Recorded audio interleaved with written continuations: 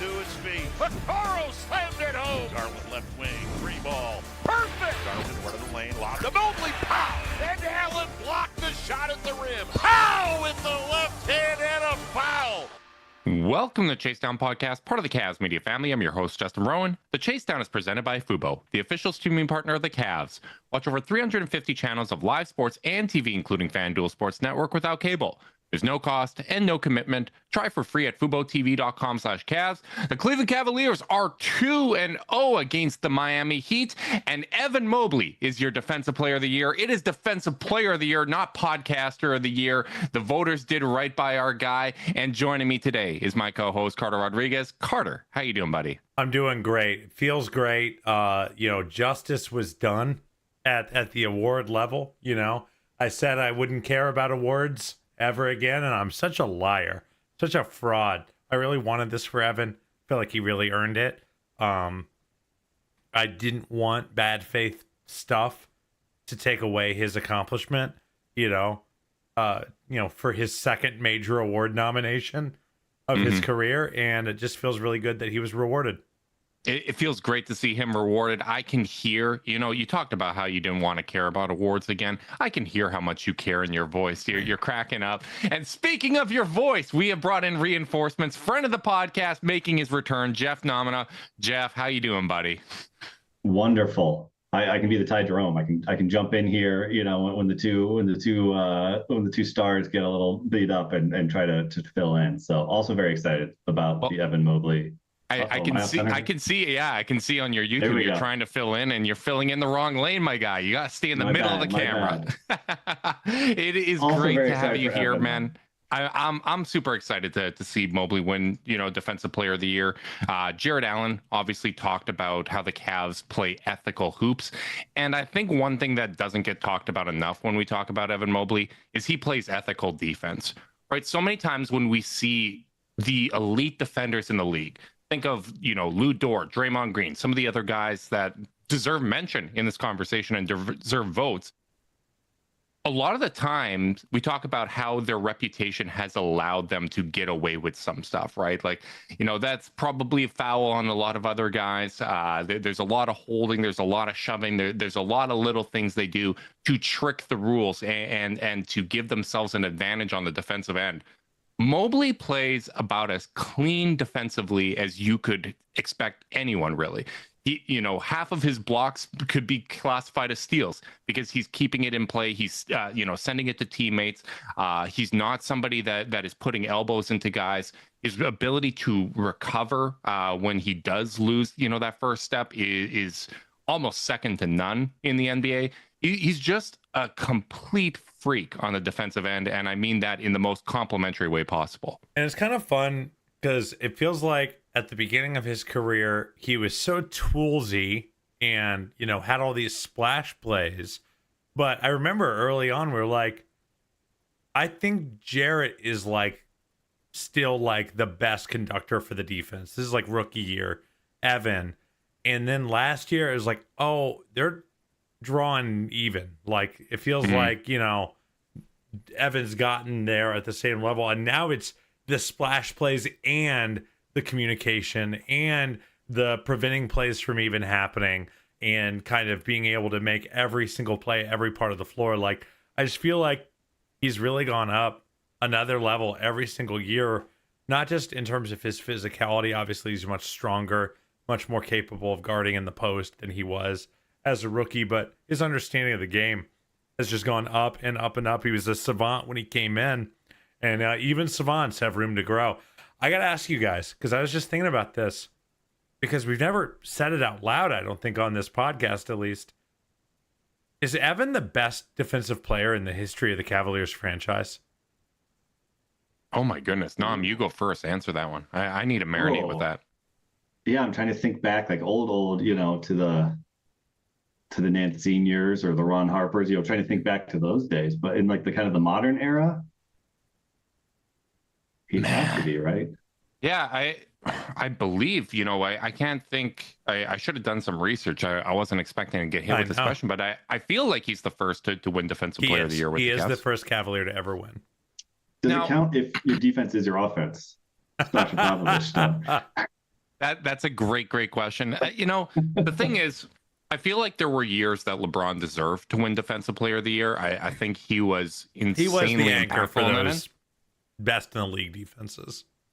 He absolutely was. And as much as I believe that, in my heart and soul, and that he was deserving of being Defensive Player of the Year, just, was going up against Dwight Howard and other really deserving candidates, I just think your ability to impact the game as a big man defensively exceeds anything you can really do on the perimeter. And the other thing that always just comes to mind is how immediately Evan Mobley transformed the Cavs defense. Because the Cavs did have Jared Allen for quite a bit of that year, the year prior to him being drafted. And Jared obviously had a very large impact on defense. I think he's someone that deserves all defensive he deserves to make one of those teams.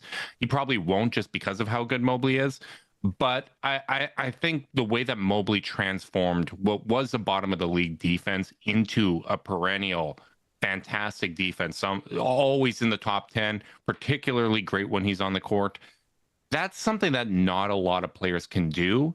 And that's also not something that you ever really expect from young players. You expect there to be a prolonged learning curve for defensive big men. And that just wasn't there for Mobley. Or the things he had to learn were more nuanced things, rather than making his game actually impactful on that end, rather than having those splash plays. Yeah, I think I'm willing to say it. I really do think he might. I don't think I've watched a player and just thought, like, this guy has no defensive flaws quite like I've watched Evan. I think he is the best defensive player in the history of the franchise, at least of my adult life. I think LeBron is probably number 2, which goes to show how insane LeBron was early in his career. And like maybe if I had just lived, 2008 LeBron and then lived this year's Mobley, it would be a little closer. But like, I just feel like, to your point, Evan immediately came in and created a defensive identity for the team. And it's crazy to think how many all-time Cavs greats are on this roster right now. But, Mobley does continue to jump to the top of a lot of lists. Yeah, and it's not like there's a shortage of great defensive players in Cavs history either, right? That a lot of them we didn't get to watch because we're young, and that disclaimer needs to be thrown on here. But when you talk about guys like Larry Nance Sr. and even seeing, what Brad Daugherty and those guys would do in their heyday, can't really, comment the same way. But this is the first time that you had that national recognition. Nate Thurman tape? Unfortunately, it was not. I'm going to be honest about where my strengths and weaknesses are. That's probably one of my blind spots, but this is, the first to get that national recognition.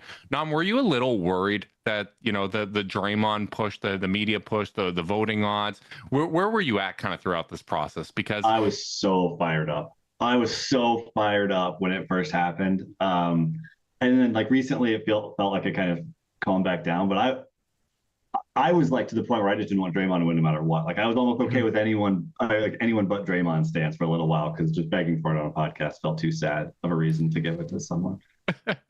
It really did. And the tricky thing with these awards is it does feel like going into some seasons, they've been predetermined to some extent, or at least there's a very strong narrative to start the year. I think back to the last 3 years, really. Coming into every season, they're like, okay, well, this is the year Luka's going to win MVP. And he's done things to get himself out of that conversation, whether, it's some things on court or missing, the number of games, or just playing in a league with Nick Jokic, which can have that effect. But I think to Peyton Pritchard in Sixth Man of the Year, like that seemed predetermined before the year even started. It didn't really matter what Ty Jerome did this season. There was already so much momentum, and he was such a heavy favorite coming into the year that it really felt like there wasn't proper consideration given to anybody else. And it kind of felt that way with Wemby coming into this season. And a lot of people, when I listen to national podcasts, they'll talk about how, Wemby was going to win this award. It was a foregone conclusion. And, this is some sort of consolation prize. One thing I want to point out on February 13th, when Wemby, played his last game and had to leave with the blood clots, the San Antonio Spurs had a 110 defensive rating with him on the court, and the defense was 5.4 points better with him on the court.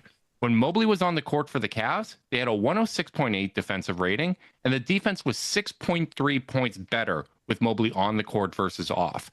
And I think it's really important to note that off sample size is with Jarrett Allen, who is an all-NBA, an all-defensive candidate playing there, rather than Zach Collins and whoever else the Spurs had coming in off the bench. Mobley was having a larger on-off impact than even Victor Wembanyama. And that's not to say that Wemby wasn't a, deserving candidate or that there wouldn't have been an argument for why he should win. But I think people weren't really looking at the numbers the same way, because if you're arguing, that Wemby's dragging the Spurs to some great defense, he wasn't having as large of an impact as Mobley. And I felt prior to that situation, Mobley deserved to be in the conversation a lot more than he was at the time.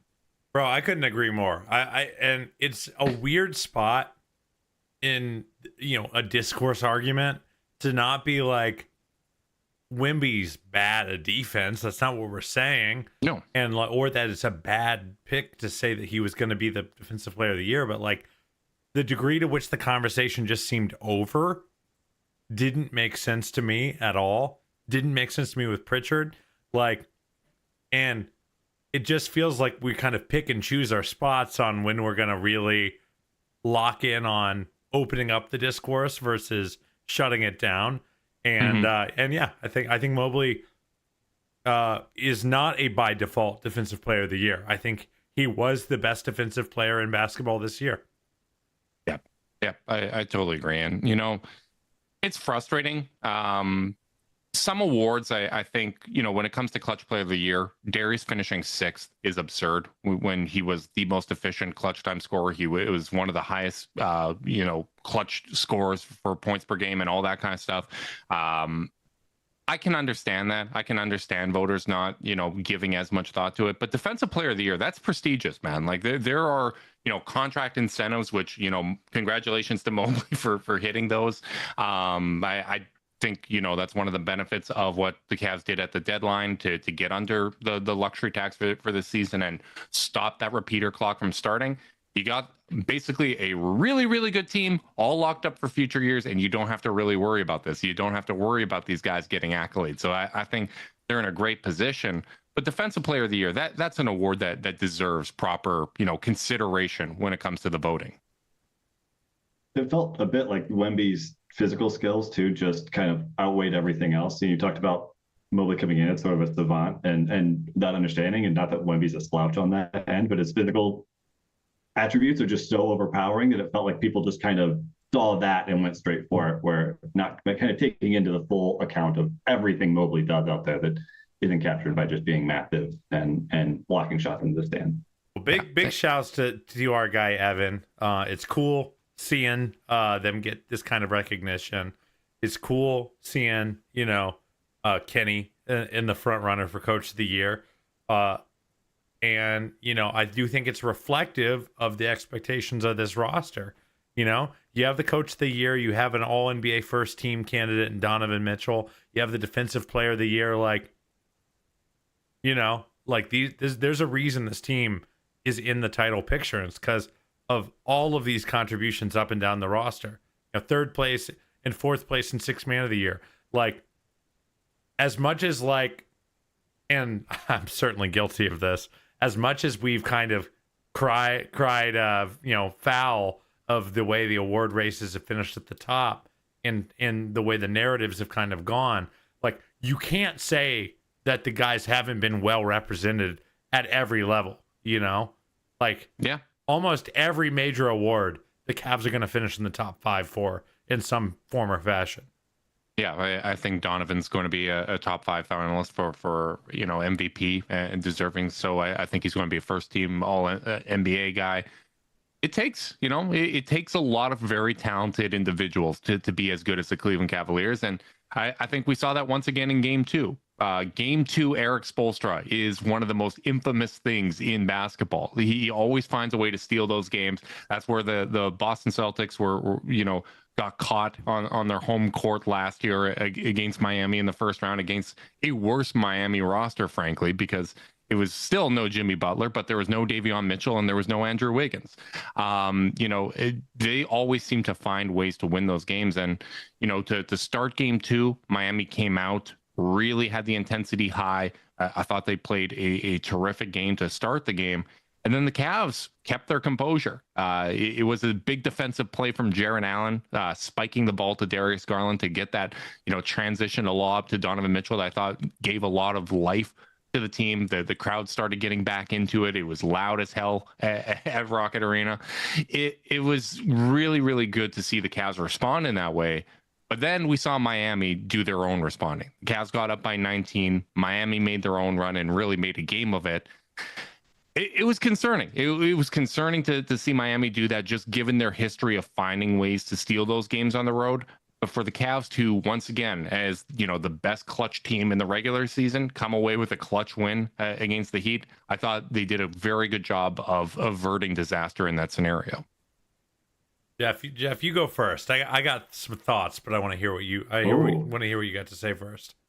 I've been super impressed with Miami because I feel like both games the Cavs have had stretches or played well in a way that in the regular season put teams away almost immediately. That Avalanche last game and the first game, just start to finish, I thought they played pretty well. We normally see those games get out of hand, and I thought Miami really clawed and fought back in it in a way that was almost jarring. We're so used to just seeing the CPJ and Luke Travers and the guys come in halfway through the fourth because we've got a 25-point lead. And so I won't say it's concerning, but it was impressive that Miami was doing that. We're clearly in for a fight for this whole series. And kudos to them because they're not doing it. And I don't mean this as a slander, but they're not doing it based on matching us talent for talent, right? They're doing it in pretty impressive ways.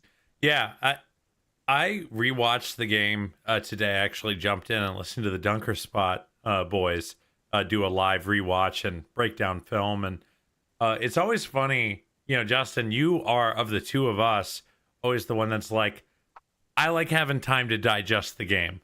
I like a rewatch. And I'm always like, let's just get the reactions. Let's get takes off, And I do feel like last night's game was one that really I benefited a lot from rewatching, especially the first quarter, where I left the first 8 minutes of that game thinking the Cavs played sloppy, unfocused, didn't play their best ball. They played fine. They just weren't making shots, and Miami was hitting a couple tough ones, and Miami got to a lead because, not because the Cavs process was so poor, just because Miami was playing just a little bit better. So that did kind of change the way I felt about the game. I left last night kind of feeling, well, they started bad, they kind of ended bad, and the middle was good. And I kind of left it being like, they played 3 really focused quarters. And in the fourth, they started speeding up, taking quick shots instead of working, kind of looking for the home run ball a little bit too much. And that did meaningfully change the way I felt about the game. Yeah, I agree with you. It was a travel day for me, so I got my rewatch in, and Carter, I'm glad you are seeing the benefits of putting in that extra work here. You're like that athlete that just finally started lifting weights and was like, man, this is really helping my game here. Man, that was a disgusted look on your face, and you don't have the beard to hide it anymore.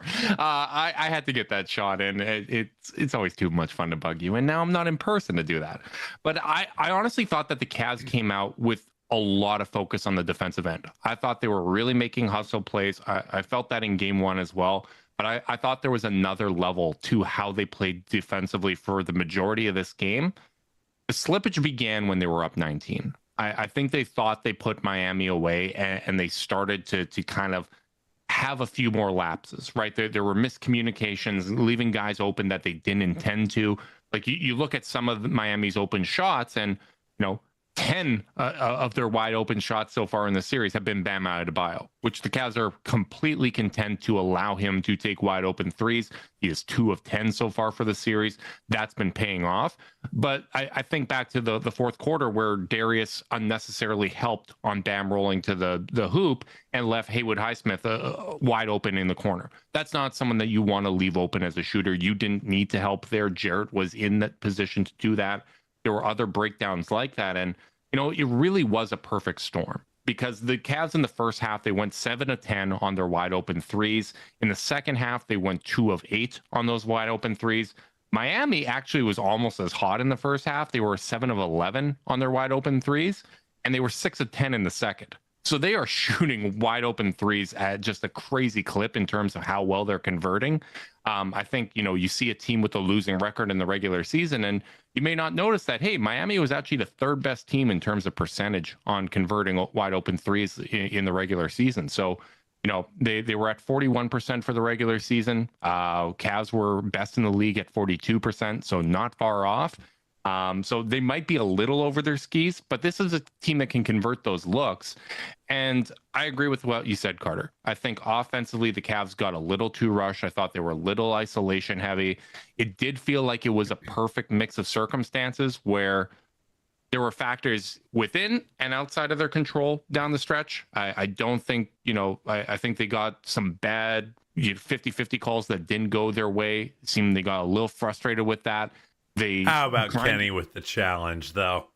Oh, man. Our guy. He had 2 incredibly high SAS highlights in that game, and I enjoyed both of them. They were terrific.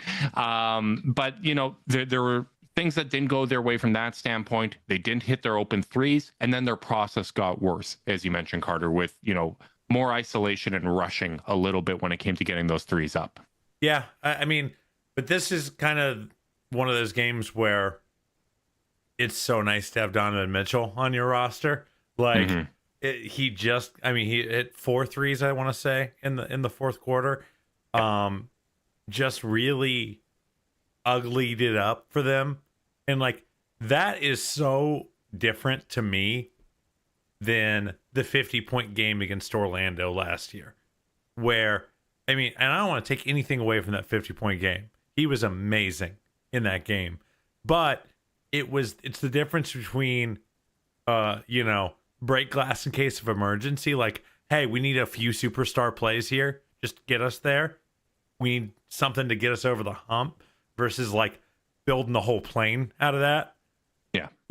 Like we kind of got it both ways in this game, where you have the second quarter Cavalanche where the ball's humming, 11 threes in the quarter. We'll talk about that, I'm sure, more in depth.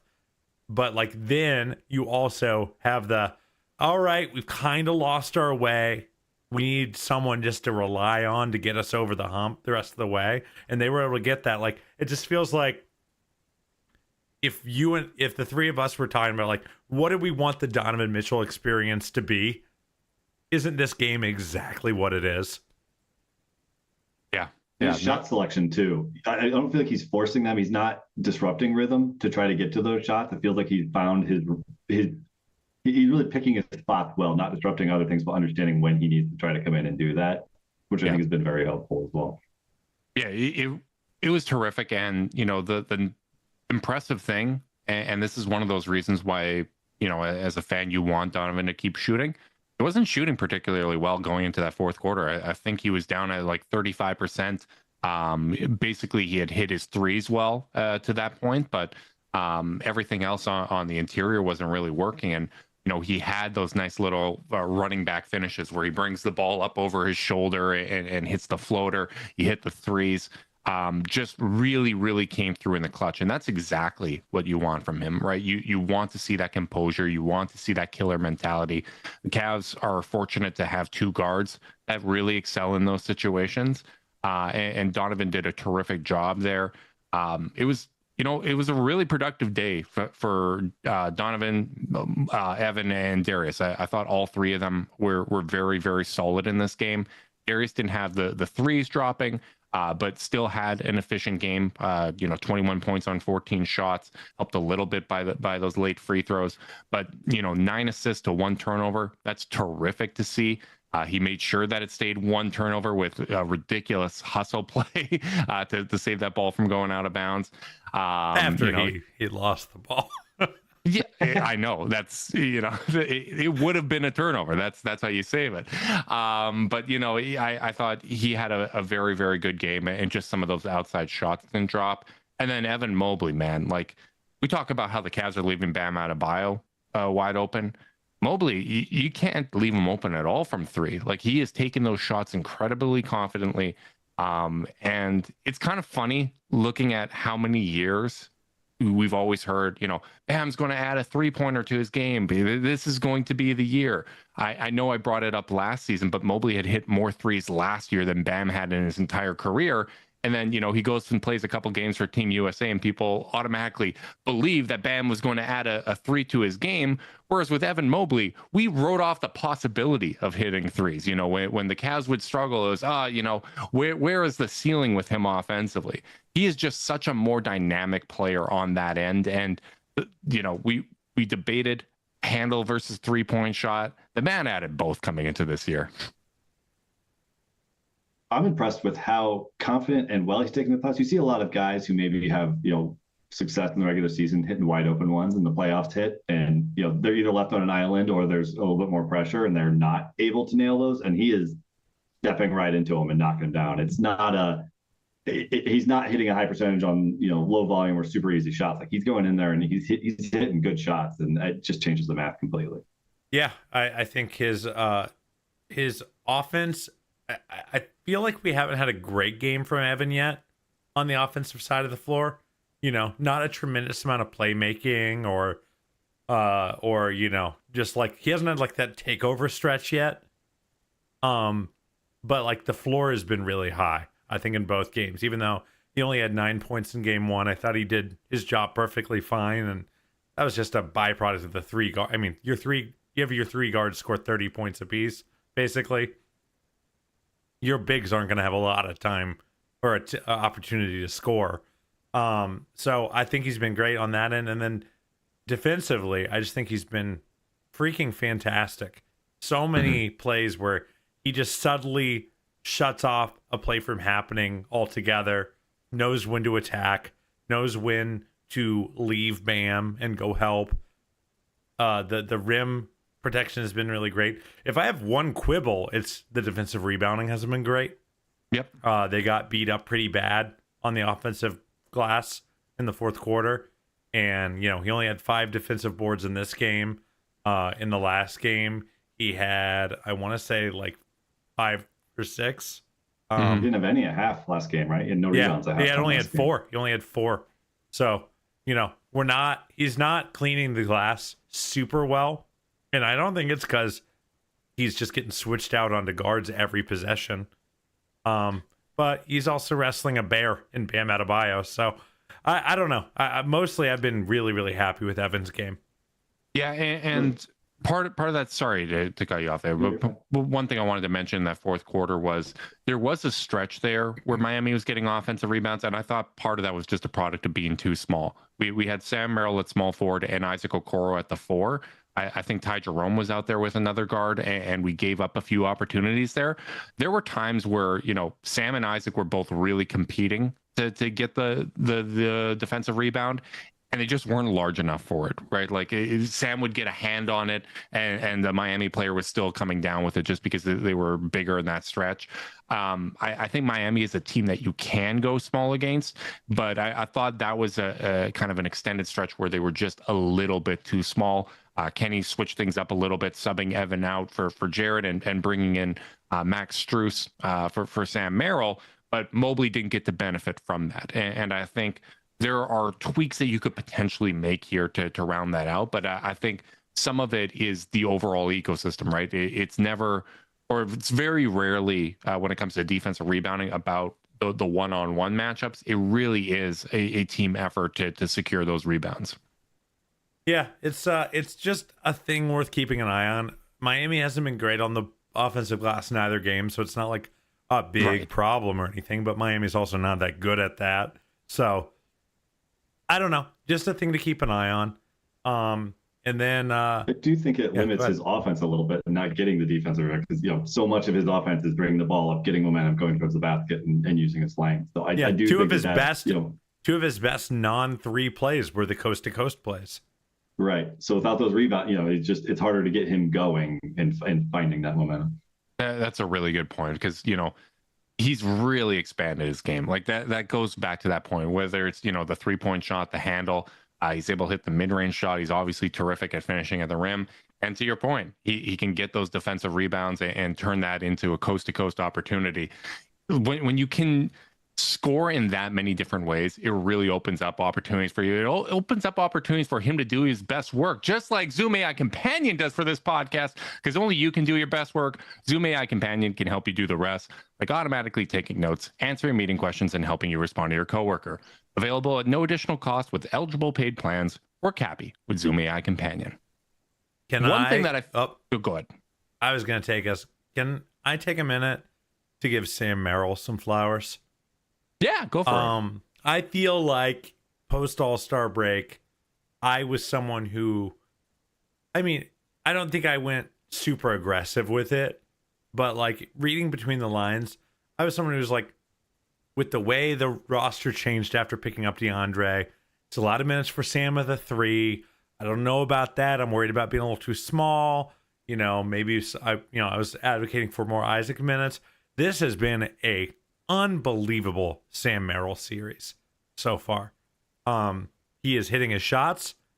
He is doing all the little things. He's moving the ball. He's rebounding. He is being left on Tyler Hero one-on-one and doing a great job fighting over screens, staying connected, allowing the Cavs' defensive shell to remain in place. And if there's one thing the Cavs have done really well on defense, just haven't left their shell for 2 games, really. And a lot of that you have to give a lot of credit to the point of attack defenders. And if you were to tell me Kenny's going to put Sam on Hero a lot when he's on the floor, like as the primary guy, not a guy that gets switched on to him, but that's just his assignment, and he'll do a good job. Like, damn, what a win. And Sam gets, I think we need to really give him his flowers, because he's giving them way better playoff minutes than I was expecting. Yeah. Nom, what has your impression been of what Sam's done so far in this series?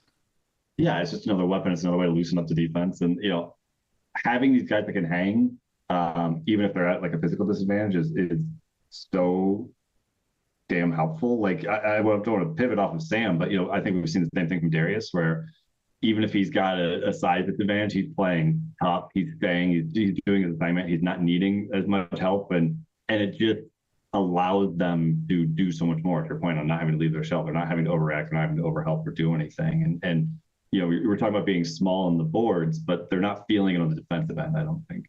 Yeah. And the funny byproduct of having Sam as the primary defender on Tyler Hero is Tyler's kind of tested the waters there of can I gain an advantage here?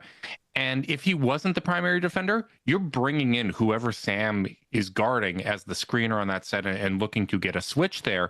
Whereas now it's straight up isolation. Tyler Hero's probing for a bit, doesn't gain an advantage. They're not bringing in a screener to muck things up and confuse things defensively. The Cavs just managed to burn, 5-6 seconds of a 24-second shot clock in an isolation situation where they haven't had to rotate as well.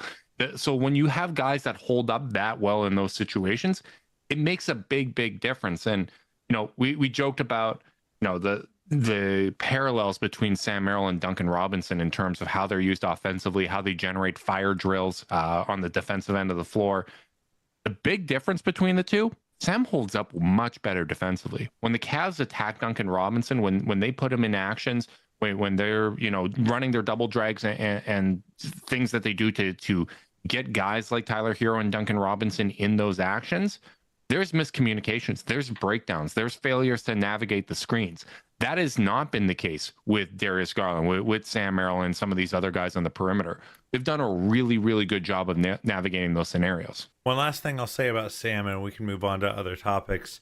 The other thing that him holding up so well on the defensive end of the floor has done for them is you don't have to take anything off the floor Like, if Sam wasn't doing all those jobs as well as he was doing them, I would be sitting here thinking, okay, do they need to give Isaac more run to improve the defensive toughness of their lineups? And is the offense going to be able to deal with that drop off in shooting from Sam to Isaac? And instead, you just don't have to worry about it. You can just say, we'll just play Sam until the defense stops, becomes a problem. And like, so he just gets a lot of credit for being a guy who is additive and isn't taking anything off the table for them right now. Yeah, I agree. And I think looking at the stats so far in this series, I think there's shooting regression that's due for both of these teams. I don't think the Cavs are going to shoot that well from three for an entire series. I don't think Miami's going to shoot that well from three for an entire series. Cavs currently have a 133 offensive rating and a 116.5 defensive rating.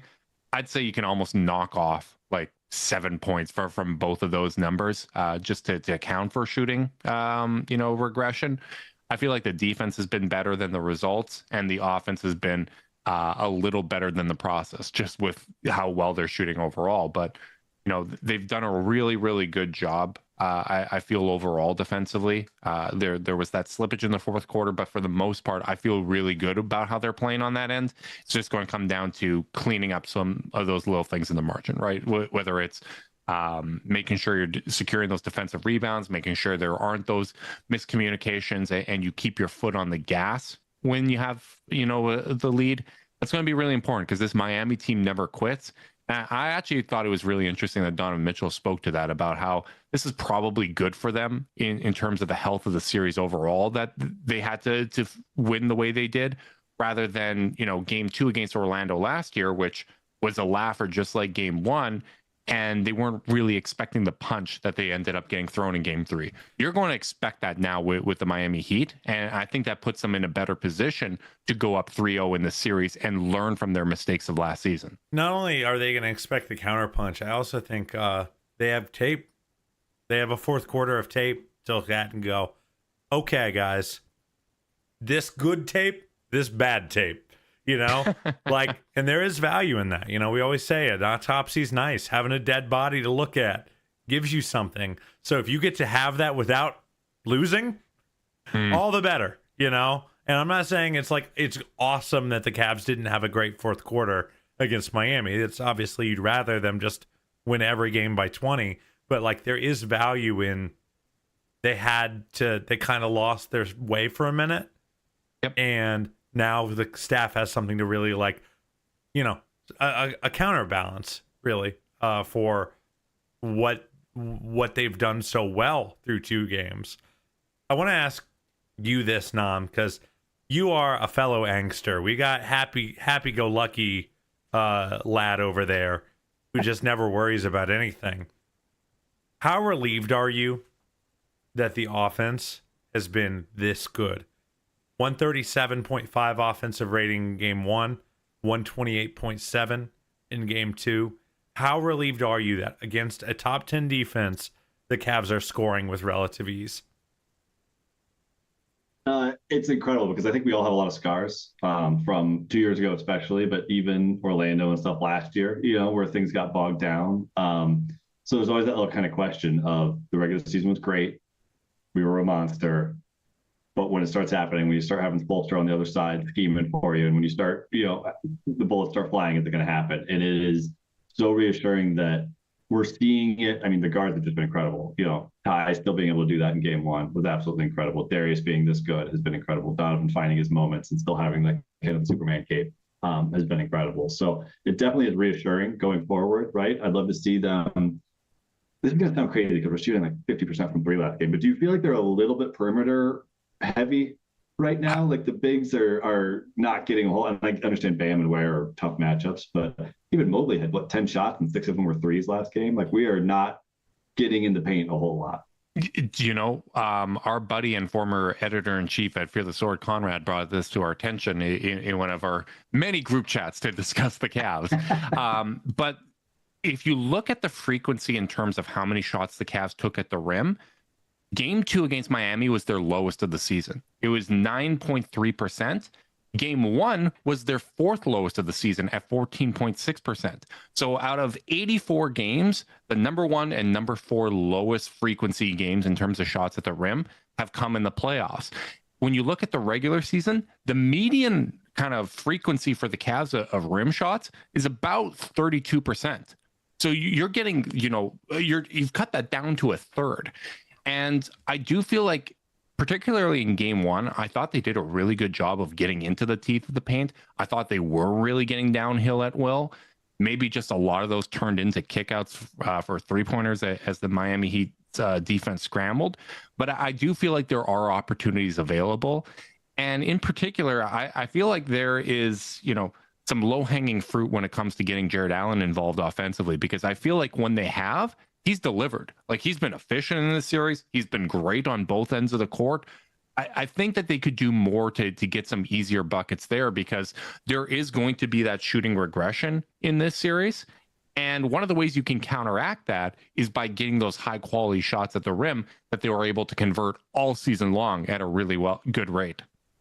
Yeah. I mean, ideally you want the balance, but like there is also, it's hard to ask them to get to the rim too much when things are going this well, when the 3-point shots are falling the way they are. And that is, I do feel like they're generating, with the exception of the zone possessions where it is a lot more side to side passing, which, more power to them. I don't think Miami can play zone against this team consistently.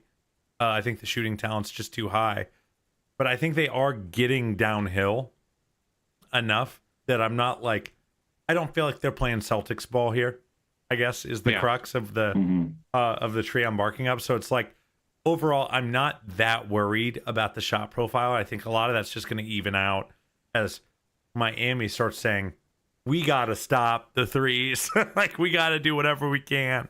And then, then the rumble downhill is going to start coming for the team. And I don't actually care how we get to our 130 offensive rating. As long as it's coming with a team's trying to take something away, so they do the other things so well that they try to take that away and then open up the thing that they were trying to take away in the first place. Like, great outcome for me. Do you agree with what I said, though, about getting Jared more involved? Because I don't feel like Miami's doing anything to take him away. Like, Bam is getting the Mobley assignment, whether it's Kel'el Ware or, Andrew Wiggins that's power forward. I feel like you can create an advantage there. We're just not even probing to find out if we can create one, in my opinion. I've always felt like Jared is a symptomatic thing, like he just gets his stuff within the flow. And like, I think that if things are bogging down, they should try to do that.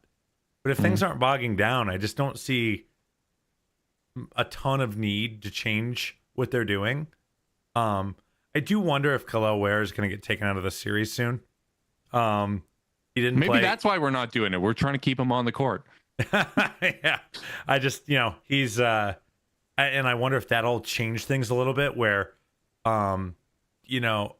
Bam as a roamer does make it a little harder for the two bigs to just operate with impunity.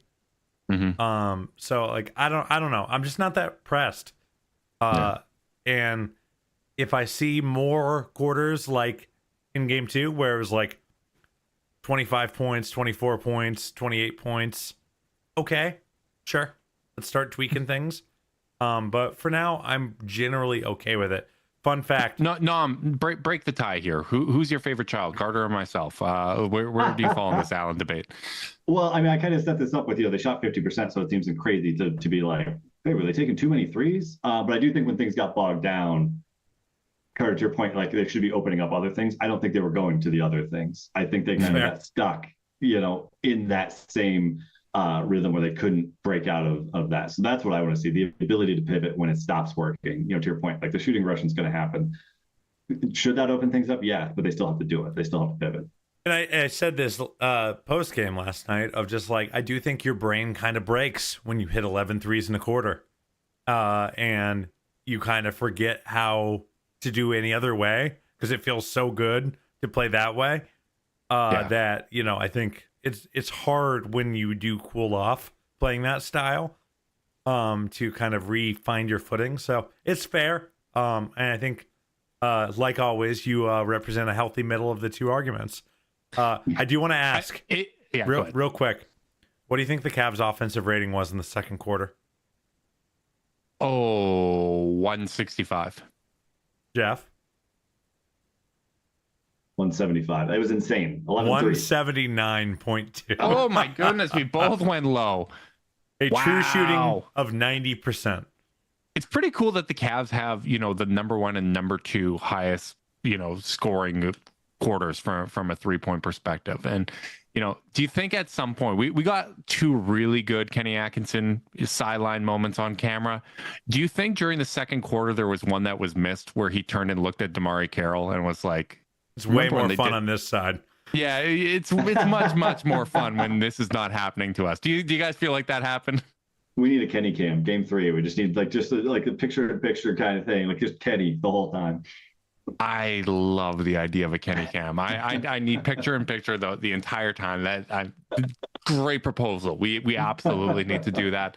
I did find it to be interesting. One of the things we talked about pregame was, do the Cavs emphasize getting out in transition a little more? Do they push the pace after stops? And I felt like they certainly did in this game. Game 2 was played 7 possessions faster than Game 1 was, up to 94.5. A blistering 94. It was still playoff basketball, but quicker it's like than a before. 20% increase, and they're still like 30% lower than regular season league average. Yeah, and I looked into it. I was like, was the fourth quarter considerably slower? Not really. It was a 92 pace. You expect it to slow down a little bit. Overall, 94 for the first half, 95 for the second half. So it was a pretty, consistent pace throughout. But I did find that to be interesting that the Cavs were getting out in transition. They were pushing. Obviously, those transition threes that lunatics like Max Strus, Sam Merrill, and Ty Jerome take are going to help boost those numbers. But I do think that it's important because you want to find ways to combat the variance game with Miami. I think there is a lot of intention from their side to slow things down, to limit the number of possessions, because if both teams are getting, 110 possessions, if that's what the game's played at, you're not going to be susceptible to variance there. You're not going to be able to score as consistently as the Cavs are. There's just too many opportunities for you to make mistakes as Miami. I think that this is done with intent. And when we talk about pace, it really does take two to tango. Yeah, it's interesting. Miami is going to try to drag things down. I do think, the full court pressure from both teams is also dragging things down. Paolo Larson picking up Ty Jerome, 94 feet. And by the way, who had Ty Jerome gets trapped at half court on their bingo card? The fourth quarter and the second half just occupied so much of my brain. I had forgot about that until the rewatch. What a sign of respect. That is something that Peyton Pritchard is not going to see in the playoffs, where you get hard trapped and blitzed at half court. They're just throwing bodies and bodies and bodies at Ty Jerome to get it out of his hands. That is nuts. On a team with Darius Garland and Donovan Mitchell, the guard that faces that is the guy coming in off the bench. That's unbelievable, but it just goes to show, how much Miami fears what he can do. And a lot of those minutes are coming with those second unit lineups, right? Where Miami doesn't feel as confident with who they have on the floor defensively. It makes sense that they basically take a kitchen sink approach to stop another Ty Avalanche.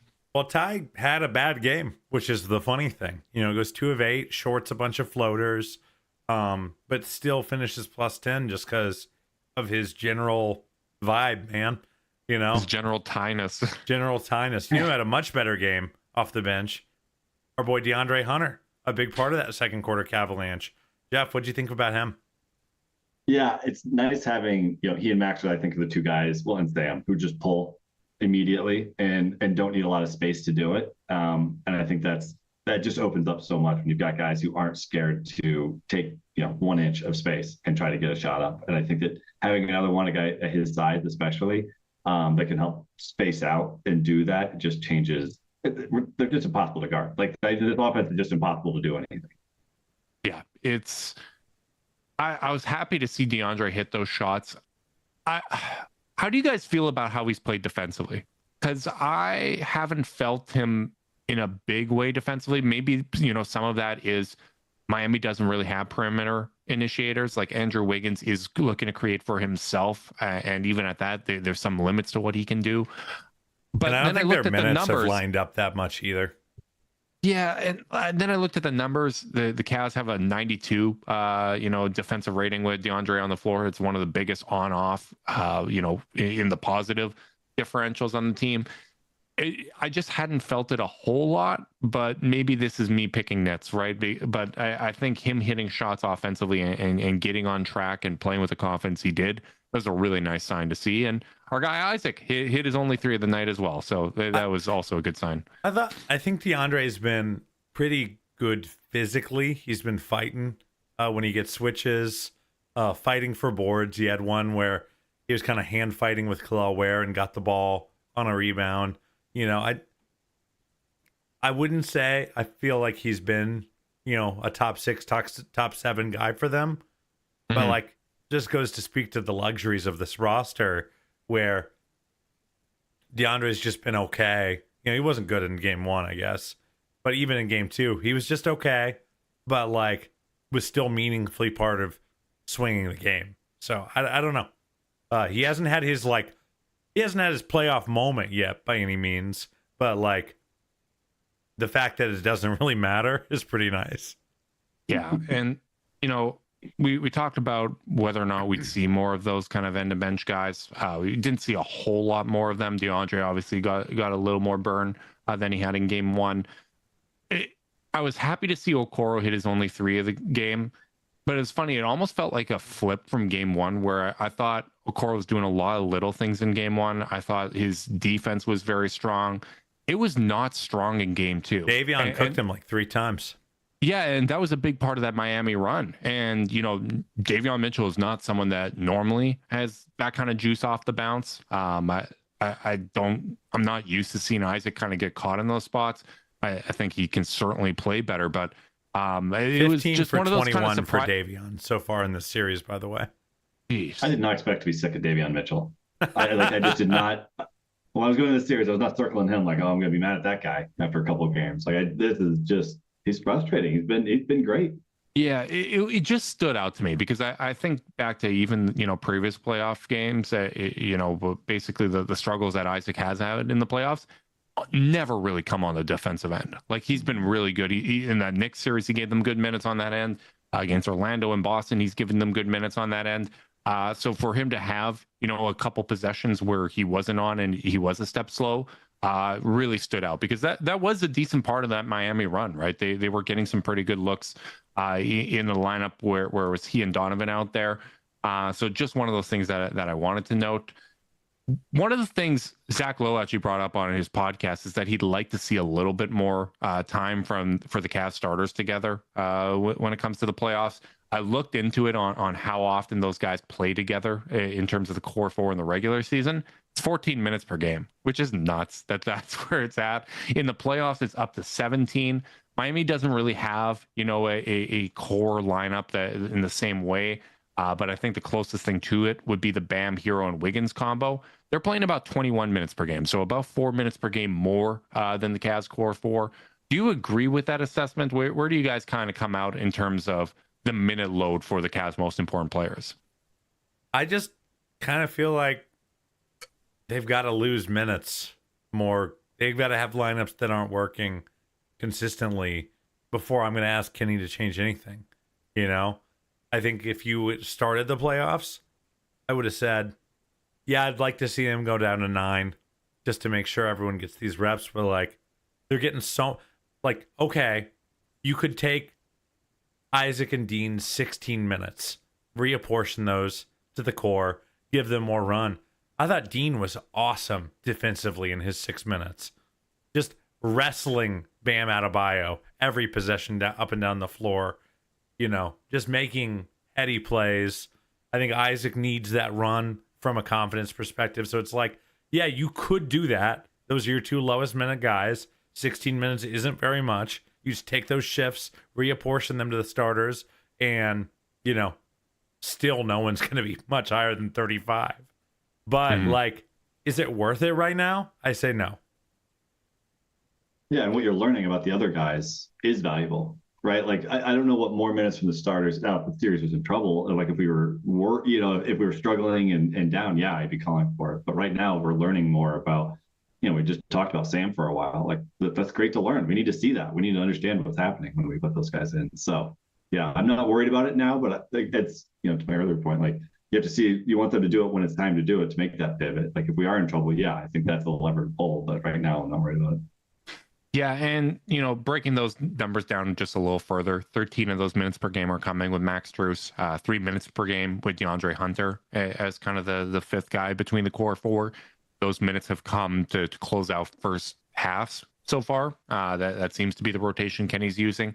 I'd be interested to see, if DeAndre can get some run with those guys in, the second half at all. If that is a potential closing lineups, that hasn't been the way that he's gone with it. But for the most part, I'm fine with it, right? Like, let's not wear the guys out this early in the playoffs.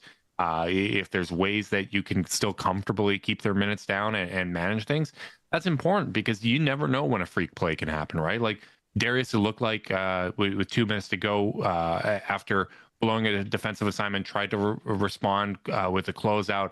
And I think he may have stepped on a fan's foot on the sideline. It was limping pretty hard to end the game. You want to avoid those situations, right? Like, that's the flip side of what we were saying, where we're happy that they did face a test and they get some film of things not going well. You having those guys out there late in games opens up the possibility that something like that can happen. So, it's obviously a good thing that there's 2 games or 2 days off between these games. Hopefully, everything's fine with Darius. But for the most part, I'm pretty okay with how the core four has been deployed, because I just don't think there's been a need to kind of crank up into that 20 minute per game range. Yeah, they're very, very good. It's we've already seen Spoelstra blink, and that was the only other thing I really wanted to hit on was we saw Spoelstra make adjustments right away. He takes Alec Burks out of the rotation, who started game 1, takes Kyle Anderson out of the rotation, plays Jovic and Larson. Any thoughts on those moves, on whether I think they were probably net positive. I think Jovic gave them very good minutes, even though he didn't shoot well. Like, it does feel like Spoelstra really wanted this one right away. He took big swings immediately. And I think those swings are here to stay. I think that's probably Miami's best foot forward. But, going back to what you said, we have film now of Miami's adjustment. We know what it looks like when it's working well, and it wasn't enough to get the win. Like, I think that really bodes well for the Cavs' ability to wrap this up in short order, right? Like, I feel pretty good going into game 3. I think that's going to be, the most important game of this series, as game 3s often are. I think if there's one that Miami would get, I would kind of expect it to be 4, because that's kind of the more traditional gentleman sweep. But if the Cavs can take care of business in game 3 in Miami, an early game, we know how the Cavs struggle in afternoon games so far this season. That would be impressive, man, because yes, this team had a losing record for the year, but they did finish the year strong. They had a lot of weird things that went on in terms of the Jimmy Butler situation. And I think that this unit working as a collective is a little better than the record. And we talked about it going in, right? The reason we wanted the Miami Heat versus Orlando, Atlanta, or Chicago was because we felt that they were going to test them, right? We felt that this is a team that has a ton of playoff experience. We have a ton of respect for Eric Spoelstra. I believe that Bam Adebayo is probably the best big man defender that we're going to see in the playoffs. Kristaps Porzingis might bother guys a little more because of his length, but Bam's the better overall defender. I think that there's a lot of valuable lessons that we can learn from this series, even though Miami is at a talent deficit.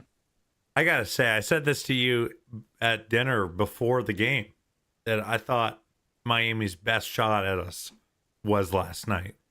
You know, it's the Game 2 SPO. Game 2 SPO, baby. Game 2 SPO. It's the first set of like, okay, they actually had some tape to grind. They had 2 days off. They had a Cavs team who probably felt like gods after game 1. And in a weird game where you had 3 players take an unusual percentage of your shots, like could be a weird rhythm thing. And the Cavs came out and won by 9. And like, obviously there's always the game 4 letdown, but in terms of the competitive portion of the series, I do think the Cavs are in really, really good shape. I told you before at dinner, I was like, I don't know. I think we might lose this one, you know? Yeah. And I still felt good about Cavs in 5, even if they did lose this one. But after passing that test, I do think I'm ready to commit Cavs in 4. I'm so proud of you. We didn't get a series prediction from you. Obviously, this becomes a little easier when Cavs have half of the wins they need to win this series. Or where are you at? How do you think these Cavs 2 games in Miami are going to go? I'm going to do Cavs in 4. I think, to your point, they've made some moves. It was incremental improvement for them, but it wasn't a solve. It wasn't something that is going to cause us major issues moving forward. It might incremental. Anything can happen in a game, but I think Cavs in 4. Hell yeah. I absolutely love to see it. We will be going live post-game after game 3 in Miami. Really, really excited to see how the Cavs deal with, whatever adjustments Miami still has in the bag, right? We know that they are a proud team. They're going to play with desperation. Can the Cavs come out expecting that and do what needs to be done to take a commanding 3-0 series lead? We will find out. Big thanks to everyone tuning in live on YouTube. I know we're going up against the NFL draft, so a little bit of a tough situation, but Mobley Defensive Player of the Year. We had to do it. We had to let them know. So big thanks to you guys. Make sure you like and subscribe. Click that notification bell so you know when we're going live. If you're listening via podcast and you want to support us, leave us a rating, leave a review, subscribe, unsubscribe, resubscribe, and help cook those books. If you want to be part of Chase Down's exclusive Discord chat, send me a screenshot of the review to chasedownpod@gmail.com. However you choose to support us, we really do appreciate it. Make sure you guys are staying safe out there. Until next time, go Cavs.